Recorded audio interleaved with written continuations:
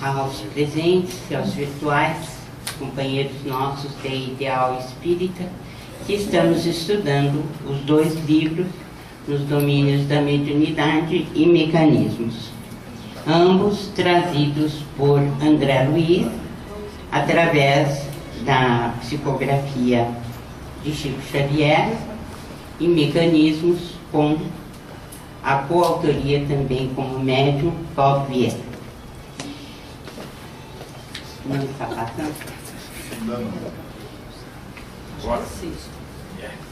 Puxa. Só levantar. Tá bom. Aí. Esse é o Flávio.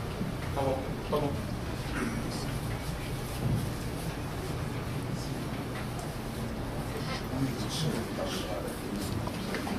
Acho um pouco aí, né?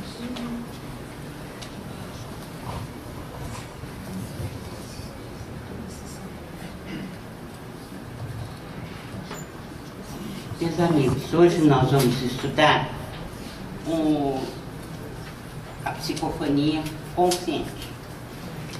Como é que o médium de incorporação, médium que tem consciência do fenômeno, ele se comporta na reunião mediúnica.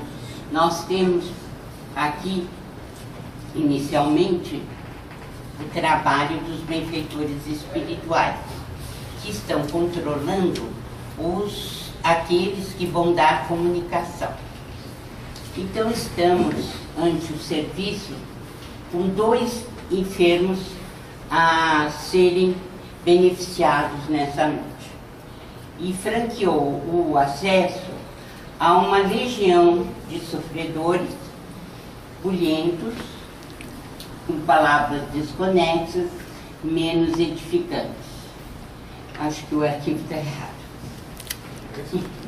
É psicofonia consciente? Está errado. Deixa eu pegar aqui. Um minutinho só. Não, ele estava fora daí. Ele está fora daí. Não está aí. Isso, não quero um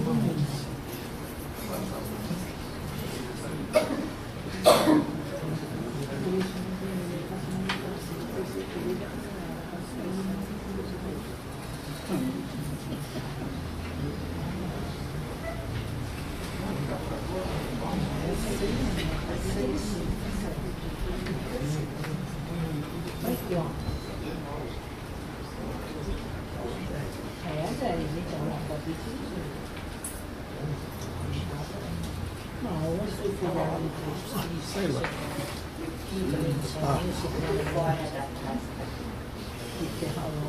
Fora da placa. Eu não fui dentro da placa. Foi.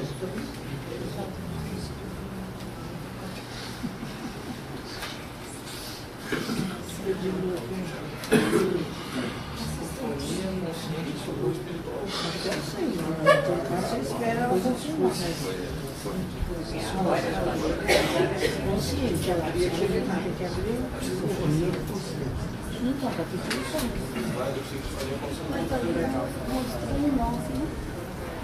É a 9ª aula. Foi exemplo para mim, mas não perco tempo.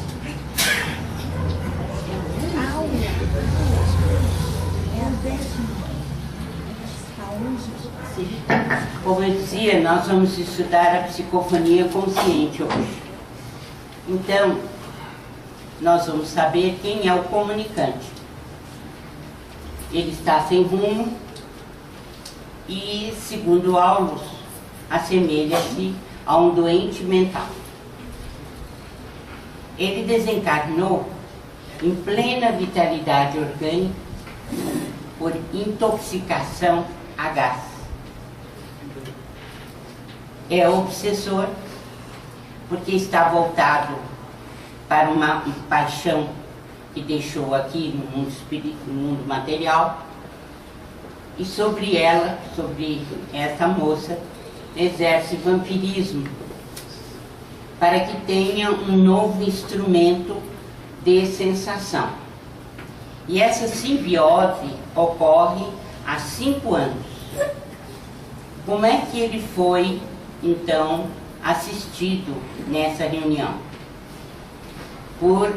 Como sempre, por indicação dos mentores espirituais, que recebem pedidos para o atendimento de determinados casos.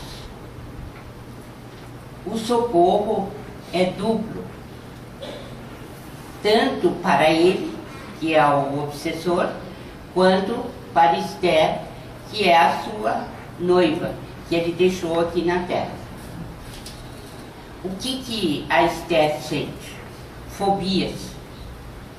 Fobias por insetos, mas na verdade ela está tão conectada à mente dele que ela recebe os reflexos do que ele pensa e da mente dele.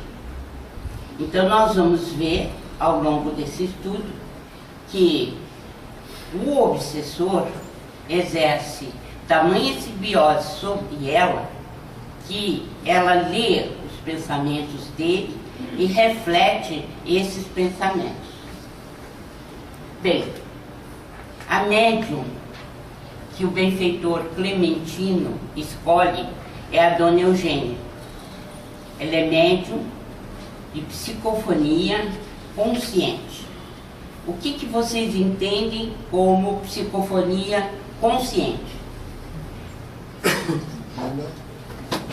Por que a gente chama de psicofonia consciente?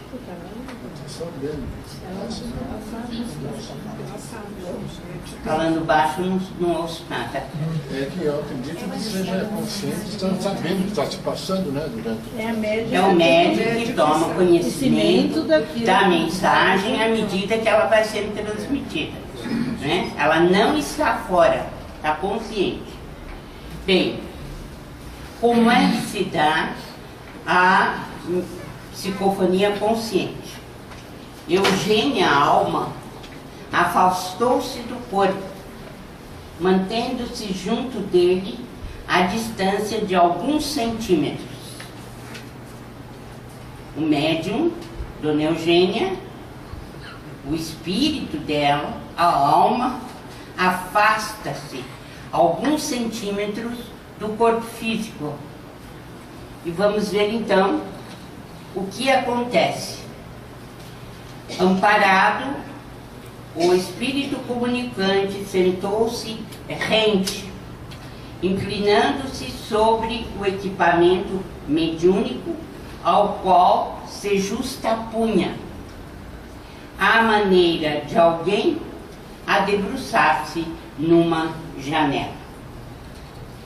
Seria interessante que a gente tivesse um dos nossos companheiros ou companheiras com pendor artístico, para a gente fazer, então, os gráficos do que ocorre na mediunidade consciente. Né? Colocaram o espírito ou a alma da Dona Eugênia, alguns centímetros afastado do corpo físico, e o obsessor ou comunicante sentado, debruçando-se sobre ela, como se debruça sobre uma janela. É assim que se dá a comunicação consciente. Há o que André Luiz chamou de enxertia neuropsíquica. Enxertia por quê? Porque é um fenômeno semelhante ao enxerto que a gente faz nas plantas, não é? Então, o espírito se debruça sobre o aparelho fonador da médium e utiliza esse aparelho como se ele estivesse esticando o pescoço para colocar fora, né, de uma janela, debruçando sobre uma janela. É assim que se dá esse tipo de comunicação. fios brilhantes ligavam a fronte de Dona Eugênia, desligada do veículo físico, ao cérebro da entidade comunicante. Como era então o tipo de ligação entre a médium e o comunicante? Como é que se dava?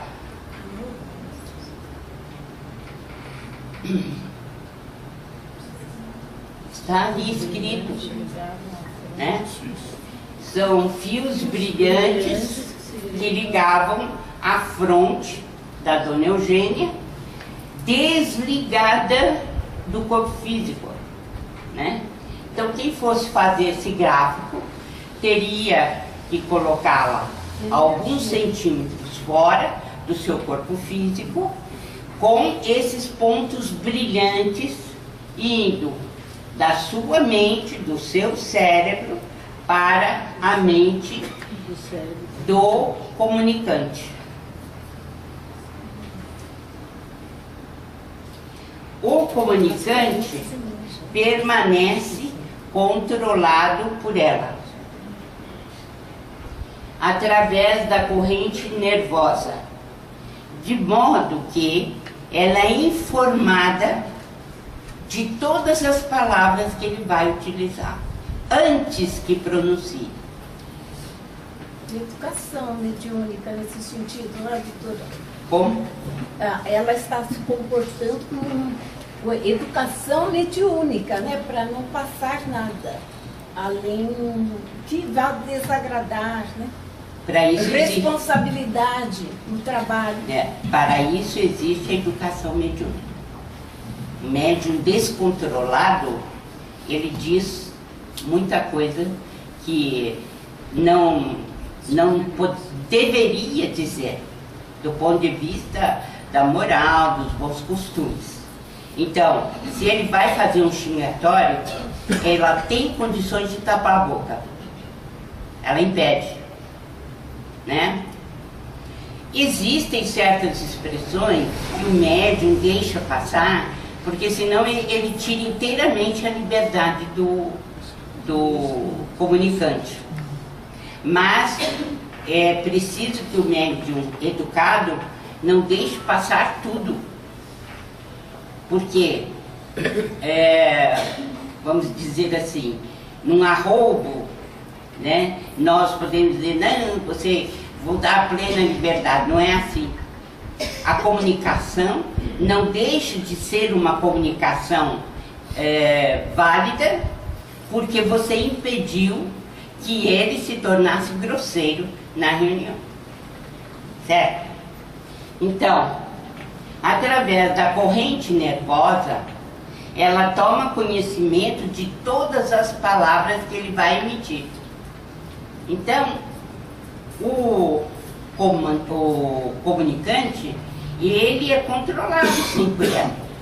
E vocês viram, é bom a gente lembrar a frase lá de cima, né? Fios brilhantes ligavam a fronte de Dona Eugênia, desligada do veículo físico, ao cérebro da entidade comunicante. Então ela sabe perfeitamente o que ele vai falar.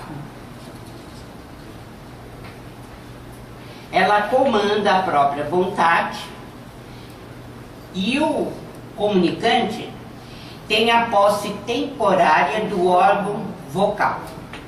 Ele pode utilizar o aparelho fonador da médium. E, é claro, as áreas cerebrais referentes a essa questão vocal. Ouve e raciocina por intermédio das energias dela. Isto é algo que a comunicação permite. Por exemplo, um espírito que está desligado da matéria e que não tem contato, está em geral desesperado para fazer esse contato, porque ele se sente atraído para as coisas materiais. No caso, ele sente, quando está falando, liberdade, porque, sendo o espírito obsessor, ele pode utilizar as faculdades sensitivas dela enquanto ele está se comunicando. Então, para ele, a comunicação é um alívio. Ela age, segundo Aulus, como uma enfermeira que impõe limites ao comunicante. E ela pode frustrar, como você observou, qualquer abuso que ele queira fazer. Está entendido o mecanismo da psicofonia consciente? Vamos guardar bem, porque mais um pouquinho e nós vamos falar da psicofonia inconsciente. E vamos ver as diferenças. A entidade é inferior à Dona Eugênia. Por isso que ela exerce influência sobre ele, pode frustrar qualquer abuso e impõe limites na sua casa mental. Porque ele é superior. Então o médium tem que tomar as suas devidas providências para tornar-se cada dia melhor do ponto de vista das virtudes, da moral, a fim de que possa exercer sempre essa influência sobre os espíritos inferiores. Bem, uma questão que o Aulus chama bastante a atenção é o fato de que o primeiro socorrista é o médium nas reuniões de intercâmbio. E ele fala nas sessões de caridade. Então, para o mundo espiritual, as sessões de intercâmbio são sessões de caridade. Por quê?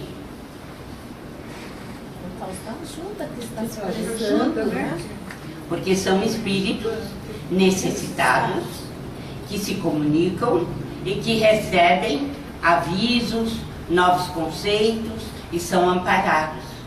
Então, são sessões delicadas e que têm muito valor perante a espiritualidade, porque são sessões de caridade. Então, tem o dever, a médium, de colaborar com a preservação da ordem e da responsabilidade na assistência para a harmonia da sessão ou da reunião mediúnica. Então, o médium, para educar-se, e é por isso que se chama educação mediúnica, né? O médium, ele necessita sempre colocar em funcionamento a sua capacidade de transformação moral, e é por isso que a mediunidade, ela educa a alma. Então, é uma fonte educadora de primeira grandeza. Para o benfeitor espiritual, a Dona Eugênia não pode ausentar-se da reunião. Não pode ausentar-se da reunião por quê? Porque, diz ele com muita lógica, se você tem um demente em casa, você deixa a sua casa por conta dele? Não. Você tem que exercer a sua responsabilidade perante a própria casa física, quanto à casa que garante a reunião mediúnica.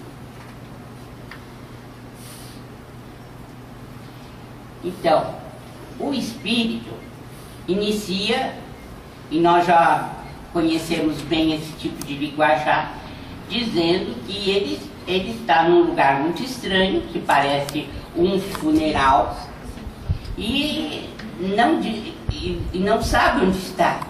né? Por quê?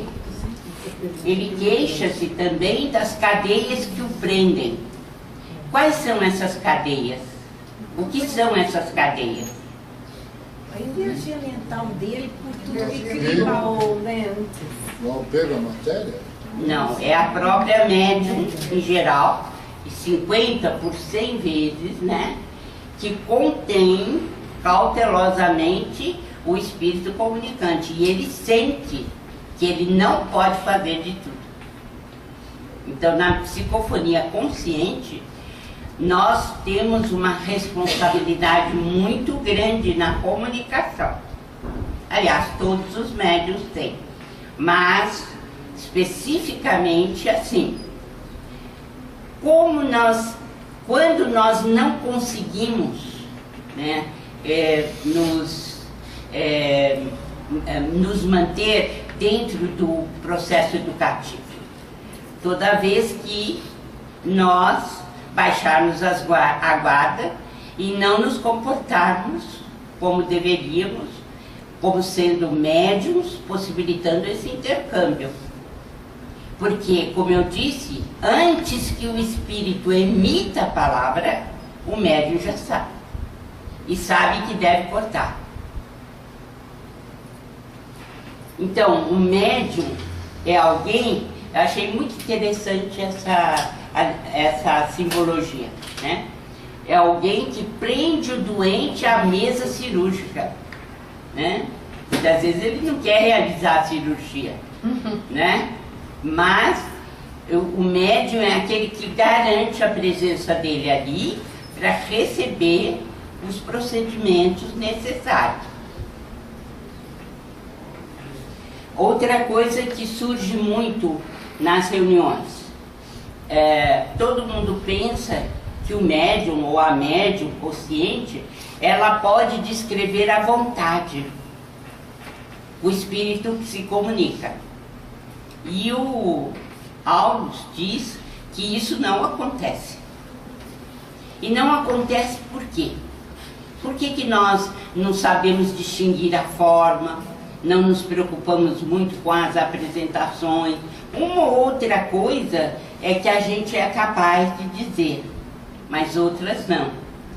Então, dificilmente a gente vê o rosto do espírito. E por quê? É muito natural que assim seja, porque são espíritos atrasados, são espíritos que estão em comunicação e ela tem medo, ou ele tem medo de ficar prestando atenção em detalhes e baixar a guarda.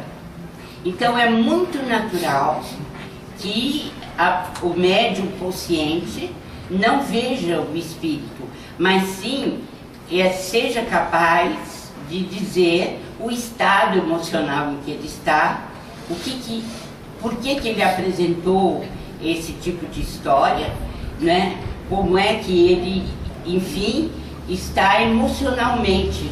Mas o médium não se dedica a ficar vendo aspectos externos do comunicante.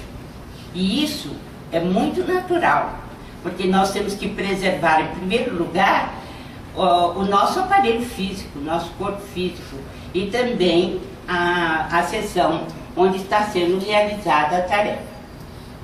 Então, por isso, o médium, ele não consegue experiência completa de identificação pessoal. Mas não é só o médium que não consegue. O próprio espírito não sabe bem quem ele é. Em geral, ele é um alienado. Ele não tem ideia de onde ele vem, para onde ele vai. Ele se apresenta como alguém que muitas vezes está pleno de energia, mas é um demente. Ele não conhece a si mesmo. Então ele não tem capacidade de ter uma identificação pessoal. Vocês sabem perfeitamente que muitas vezes quem se comunica nem o nome sabe. Quem é médium sabe disso. nem o nome sabe. Então, quando chegar e o doutrinador, o esclarecedor, quiser detalhes da vida pessoal dele, tome cuidado. Porque ao invés de ajudar, vai atrapalhar. Ele não tem condições de dizer.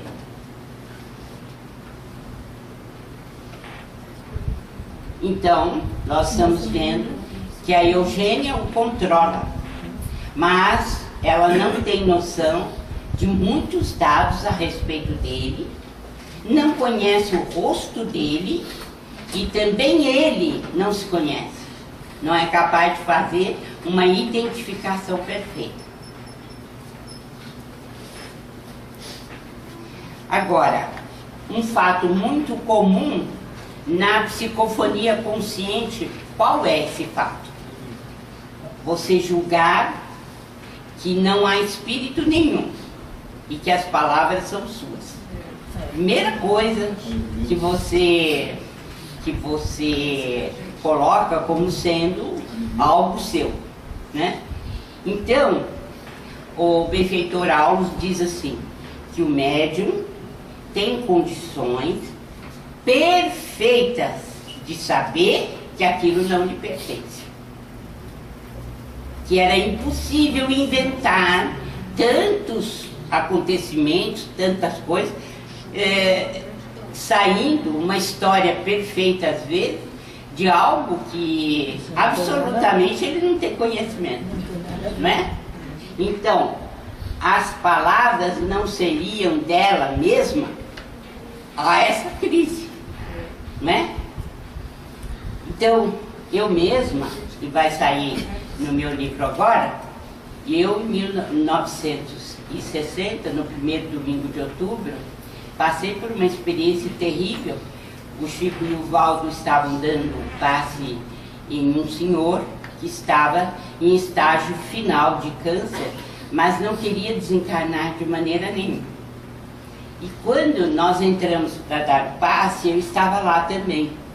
Mas comecei a me sentir muito mal e fui ficando perto da porta do quarto dele.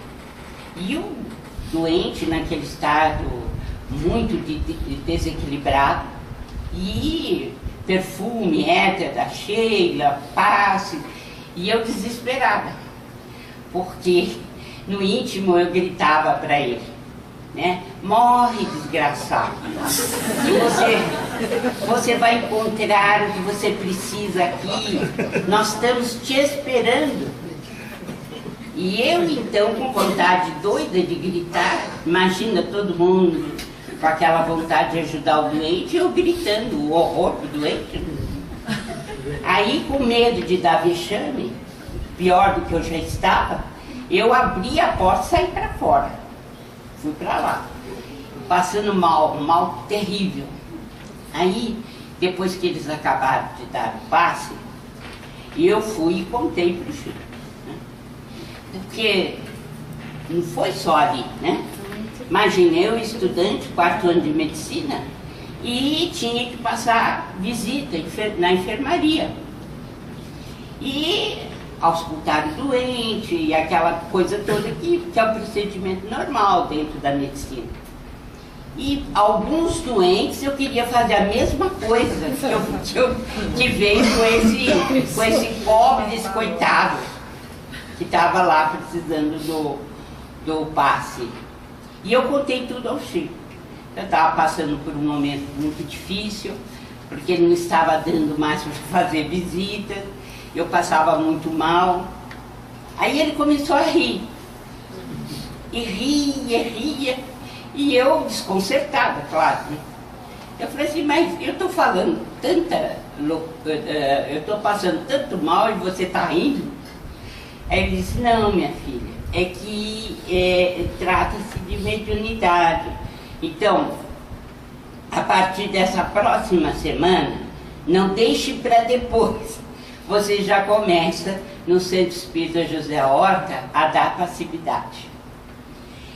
Outra coisa que me ajudou muito foi que no começo fica muito difícil mesmo, porque você não faz a distinção, né, muito bem. Aí ele eu levei o problema para ele, ele disse assim, olha, quando você for para a reunião, você acompanha a prece e em seguida, inicial, e em seguida, você não pensa em nada, absolutamente em nada. Aí eu disse para ele, como se tivesse um carro em ponto morto, ele disse, isso, não pense em nada, o que vier na sua cabeça não é seu. E isso foi de uma importância muito grande para o desenvolvimento da mediunidade, porque as dúvidas são terríveis, a gente tem muita dúvida. E à medida que o tempo vai passando, que você vai sabendo distinguir quase perfeitamente o que é seu e o que não é. Então a mediunidade consciente, ela tem suas vantagens e as suas desvantagens. Mas o Chico sempre nos falava que era preferível a mediunidade consciente, porque a gente tinha como controlar o fenômeno. Mas de qualquer maneira, para os médiuns conscientes, há sempre aquele problema, né? Será que é meu? Será que não é? E é claro, a dona Eugênia deve ter passado pelo mesmo problema, só que o mentor disse, olha, o que ela não pode é deixar de trabalhar porque ela está desconfiada ou que ela tem dúvida. Então ela vai saber que existem comoções e palavras que não lhe dizem respeito. O médium sabe que ele não emitiria esses conceitos, que ele não tem essas palavras e que, portanto, isso distingue como médium do comunicante. Se, por acaso, essa é uma das vantagens de ser médium consciente. Ela expulsaria o comunicante caso ele quisesse fazer algo contrário aos bons costumes e à boa orientação dos trabalhos. Ela pode até dizer alguns nomes, desde que não sejam pornográficos, pode até dar uma certa expansão ao ódio dele, mas o que não pode é permitir certas ações que são contrárias ao bom andamento da reunião.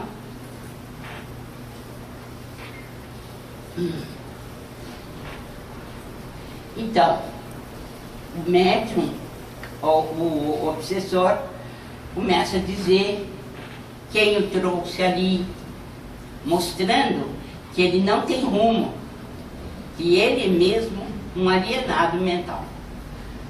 Queixa-se das cadeias que o prendem, que são delas, né? Prende o doente a médium não lhe vê a forma, apenas as aflições. Aqui está uma repetição. Não consegue experiência completa de identificação pessoal. Bem, este é um dos capítulos que nós terminamos, Psicofonia Consciente. E nós já entramos em outro, Socorro Espiritual, que seria a comunicação do Libório, do espírito comunicante. Então, ele mostra a paciência do doutrinador ou do esclarecedor, porque em geral o esclarecedor recebe muita zombaria ou então desprezo, e ele tem que se manter na calma, na paciência, né? Então, o que ele diz é que o doutrinador fala assim, você é meu irmão, eu te quero bem. Aí o que ele fala? Mentira, você nem me conhece, não é isso? Aí o mentor diz para ele, né? que aí o doutrinador diz, não, você é meu irmão perante Deus, mas ele transmite pela voz carinho, amor, que são enviados diretamente ao coração do Espírito comunicante. E ele começa a perder o quê?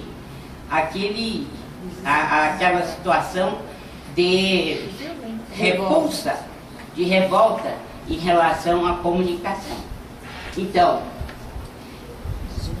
o benfeitor distingue que o Raul, que é o esclarecedor, ele tem sincera compaixão e interesse por aquele que está se comunicando. Então, nesse capítulo doutrinador, nós vamos ter oportunidade de voltar várias vezes. Mas é preciso deixar bem claro que palavras o vento leva. O doutrinador precisa se acostumar a dar uma entonação às palavras com significado. E o significado é o carinho, é o acolhimento. Porque o tônus que você emite nisso vai direto ao comunicante. E os benfeitores sabem se você está sendo sincero ou não. Então, o que Raul se impregna ou passa a refletir é que essa pessoa que está se comunicando é como se fosse um familiar que regressasse enlouquecido ao lar. Então ele começa a tratar o comunicante como realmente um familiar, um irmão, alguém que está enlouquecido ou está num processo de demência e está se comunicando. E é nesta situação que o esclarecedor consegue grandes esclarecimentos, somente nessa condição. Então, Libório, meu irmão, quando ele fala assim, ele emite amor para ele, de irmão. Então o que ocorre, vai direto ao coração dele e ele começa a chorar. E nesse momento ele chora. E aí que o esclarecedor diz, vamos orar. Porque aproveita o estado mental melhor dele. E ele faz uma prece. Eu não coloquei a prece aqui, mas quem estiver acompanhando em casa com o livro, poderá ler em qualquer tempo. Então, nesse momento, o Clementino pede que um auxiliar traga uma tela de gaze tenuíssima e que tem mais ou menos 1 metro quadrado. E essa tela, ele manobrou pequena chave e colocou junto do Libório. Então, ela começou a exibir variadas cenas. Cenas que estavam na cabeça do comunicante, nessa tela. Então, aparece a mãe velhinha e ele como único arrimo. Interessante porque o doutrinador, o Raul, ele por intuição está sabendo o que se passa ali naquela tela. Ele começa a assimilar as imagens da tela. Mas para isso, é claro que é preciso uma reunião muito bem orientada, mas principalmente orientada pelo amor, pela compreensão. A mãe está velhinha, o Libório é o único arrimo, é um sábado de carnaval. Tudo isso está na tela. Havia um único dinheiro disponível que a velhinha deixava em determinado lugar.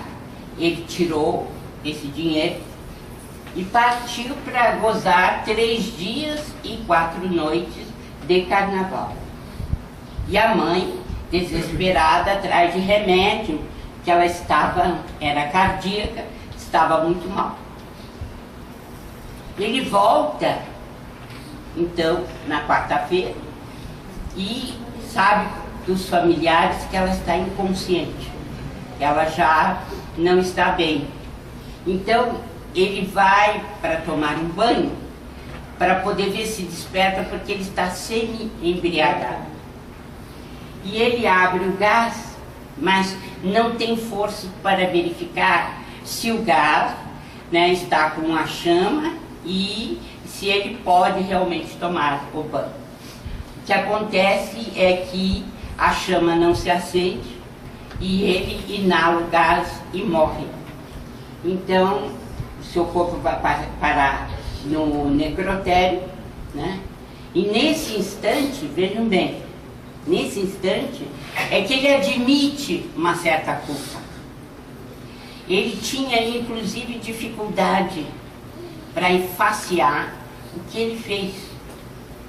E ele, então, começa a pedir pela mãe a desorientar-se completamente, porque aí ele se dá conta, realmente, de que foi um filho desalmado, que não cuidou da mãe e gastou o dinheiro dela, e etc, etc.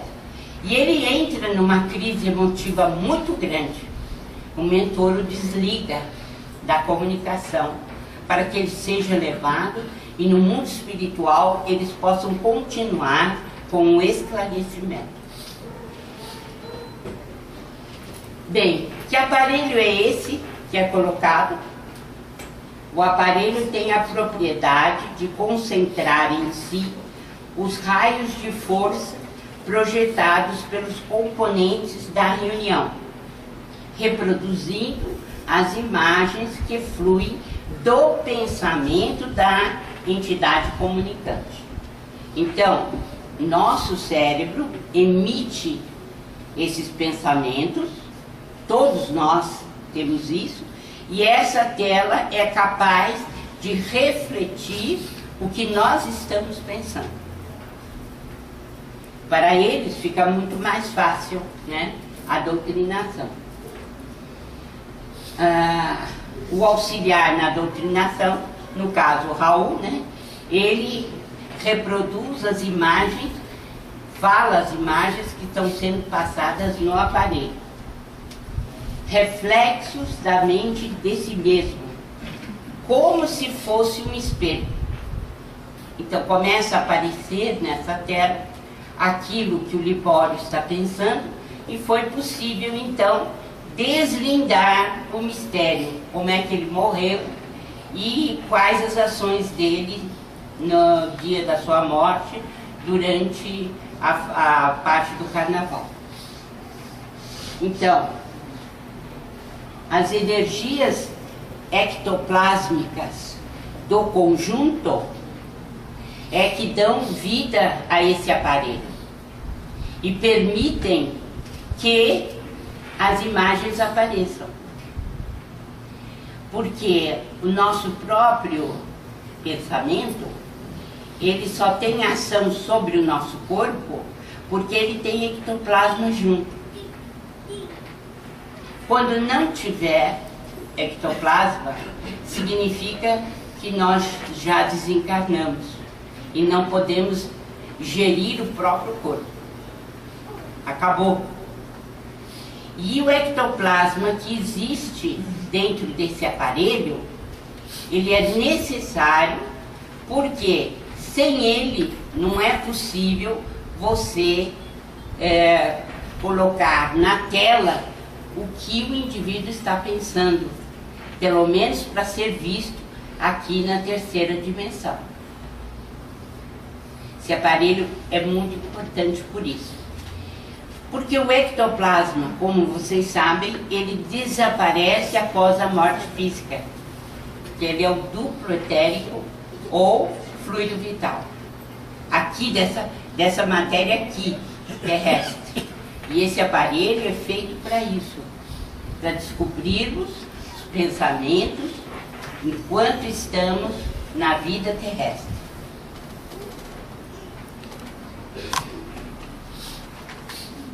Se nós não tivermos uma sessão homogênea, equilibrada, o que vai ocorrer? Sobre a tela vão aparecer as sombras.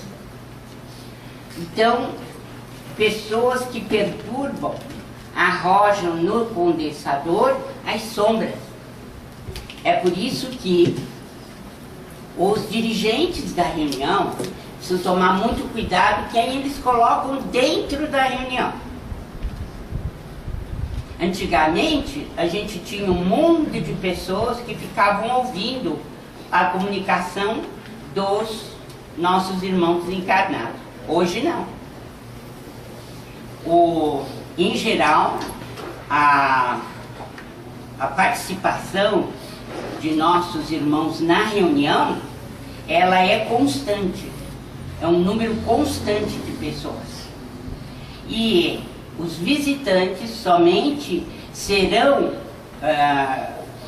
admitidos se o benfeitor, se o mentor da casa assim o permitir. Não é com facilidade que a gente deve abrir a reunião. Prejudicam a eficiência da Assembleia e impedem a visão por parte do comunicante. Por quê? Porque se na tela estão projetadas as sombras de pessoas que são rebeldes, o comunicante não vai ver na tela a projeção de seus próprios pensamentos. E termino aqui lembrando as palavras de Albério, que nós já tivemos oportunidade de comentar. Filhos do Criador, dele herdamos a faculdade de criar e desenvolver, nutrir e transformar. Arrojamos de nós a energia do próprio pensamento, ambiente psíquico que nos é familiar, que nos é particular. Cada um de nós tem um ambiente psíquico, cada comunicante tem o seu. Se houver alguma dúvida quanto a esses 2 capítulos, podem levantar a mão, nós temos ainda 3 minutos para podermos falar alguma coisa.